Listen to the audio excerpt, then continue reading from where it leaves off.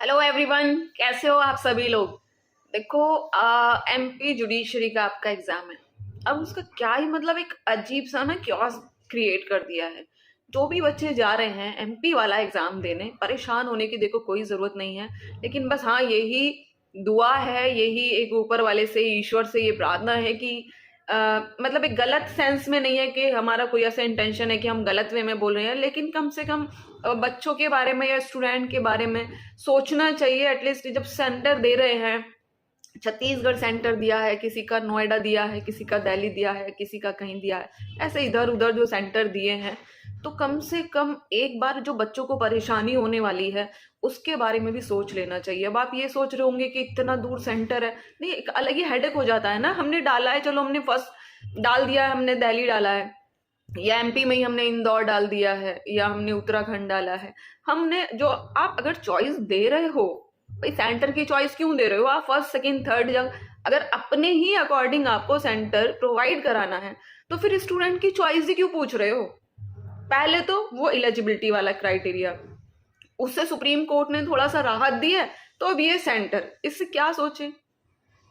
अब जो बच्चे इतना मेहनत से तैयारी कर रहे हैं, वो सेंटर डाल दिया फर्स्ट सेकंड थर्ड, अपने फैसिलिटी के अकॉर्डिंग पूछा इसलिए डाला, और फिर भी आप अपने अकॉर्डिंग दे रहे हो, तो परेशानी क्रिएट होती है।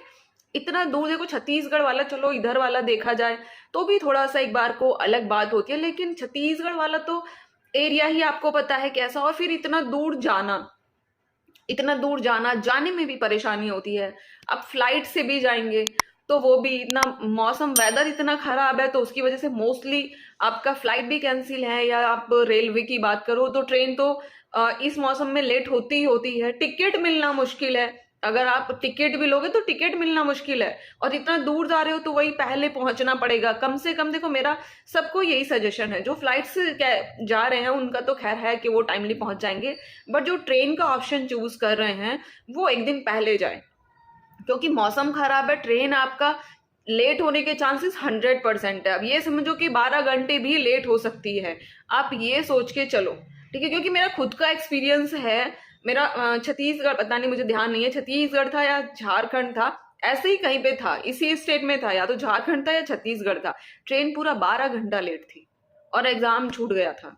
मतलब मैं 12 घंटा पहले पहुंच रही थी एग्जाम से, लेकिन क्या हुआ था कि ट्रेन इतना लेट हुई, 12 से भी ज्यादा लेट हुई, और एग्जाम, मतलब एग्जाम शुरू हो गया और ट्रेन का स्टॉप मतलब पहुंचने में तब भी वो 3-4 घंटा ले रही थी। मैं वहां स्टेशन पे पहुंची थी जब एग्जाम खत्म हुआ, उधर से फिर रिटर्न ट्रेन पकड़ी। बस इतना हुआ था, ये डर लग रहा था कहीं इतना लेट ना हो जाए कि जो उधर से वापस आने वाली ट्रेन है वो ना छूट जाए।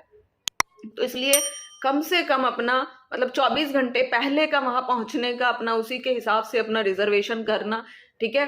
बट यही है कि देखो, मेरा तो यही एक विश है और गॉड से प्रे भी है कि आप सब लोग इतना मेहनत से, इतना अच्छे से तैयारी कर रहे हो, तो परेशान नहीं होना है। अब एग्जाम दिया है, देना है, सेंटर दे दिया है, तो अब कोई ऑप्शन भी नहीं है ना। लेकिन बस यही है कि कम से कम आयोग को या हाई कोर्ट को, जो भी डिसाइड कर रहा है, तो कम से कम स्टूडेंट का परेशानी का ध्यान रखना चाहिए, ठीक है। चलो, बस आप अच्छे से मेहनत करते रहो, अपना रिवीजन पे फोकस करो, और कोई भी किसी भी सब्जेक्ट में जो आपका सिलेबस में है, कोई भी अगर माइन्यूट सी भी अगर आपको प्रॉब्लम आ रही है, कोई भी कंफ्यूजन है किसी आंसर में या किसी प्रोविजन में, तो आप यहाँ कमेंट बॉक्स में भी कमेंट करके मुझसे पूछ सकते हो, आपको आंसर मिलेगा।